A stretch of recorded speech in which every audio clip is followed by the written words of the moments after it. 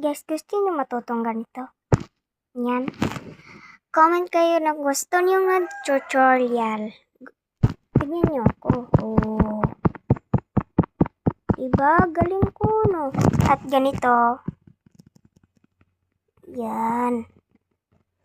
Papakita yung square muna.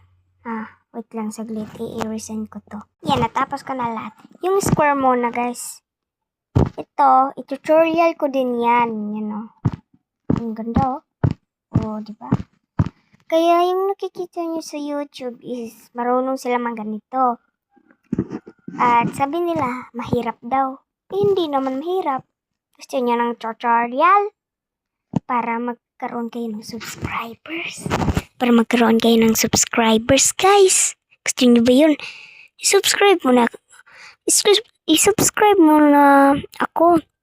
I-subscribe mo muna ako bago alam mo na at like. Subscribe and like na lang para matutunan yung square. May isa pa, okay? Delete ko muna to, guys, okay? Ito yung ginagawa nila na ganito. Alam niyo ba to? Yan. Tuturuan ko din kayo niyan. Oh. Watch. Oh. Ba? Oh.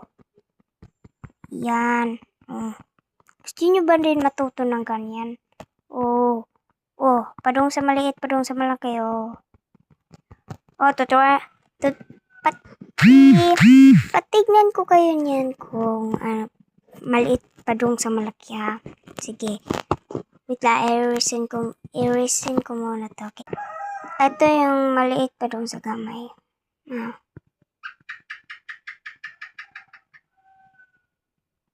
Yan.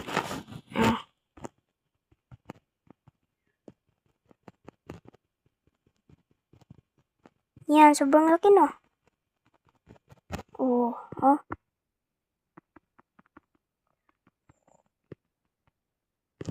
Ito.